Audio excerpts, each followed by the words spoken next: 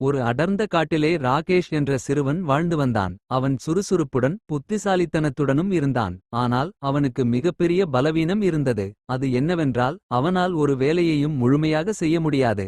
எந்த ஒரு வேலையை தொடங்கினாலும் அதை பாதியிலேயே விட்டுவிடுவான். ஒரு நாள் ராகேஷ் காட்டிலே உலாவிக் கொண்டிருந்தான். அப்பொழுது அவனுக்கு பசிக்கத் தொடங்கியது. ஒரு மரத்தில் சுவையான பலாப்பழங்கள் இருப்பதைக் கண்டான். மரத்திற்கு மேலே ஏறி பலாப்பழத்தை சாப்பிடலாம் என்று முடிவு செய்தான். ராகேஷ் மரத்தில் ஏறி ஒரு பலாப்பழத்தை எட்டிப் பிடித்தான். ஆனால் அந்த பழம் கிளைகளிலிருந்து மிகவும் உயரமான இடத்தில் இருந்தது. எவ்வளவு முயற்சி செய்தும் அந்த பழத்தை எடுக்க முடியவில்லை. அவன் மரத்தில் ஏறுவதை விட்டுவிட்டு வேறு ஒரு மரத்தை தேடத் தொடங்கினான பொழுது அங்கிருந்த ஒரு முதியவர், சிறுவனே, ஏன் அந்த பழத்தை பறிக்க முயற்சி செய்யவில்லை என்று கேட்டார். ராகேஷ் அந்த முதியவரிடம், இந்த பழத்தை எட்டி பிடிப்பது மிகவும் கடினம். எனவே வேறு மரத்தை தேடுகிறேன் என்றான். முதியவர் சிரித்துக் கொண்டே, சிறுவனே, வாழ்க்கையில் வெற்றி பெற ஒரு காரியத்தை தொடங்கி அதை பாதியிலேயே விட்டுவிடாதே. முழு முயற்சி செய்தால் எந்த காரியத்தையும் வெற்றி பெற முடியும் என்றார். முதியவரின் வார்த்தைகளை கேட்டவுடன் ராகேஷ் மனம் மாறினான். மீண்டும் அந்த பலாப்பழத்தை பறிக்க மரத்தில் ஏறினான். இம்முறை அவன் மிகுந்த முயற்சியுடன் பலாப்பழத்தை எட்டி பறித்தான். ராகேஷ் சந்தோஷத்துடன் முதியவருக்கு நன்றி தெரிவித்துவிட்டு பழத்தை சுவைத்தான்.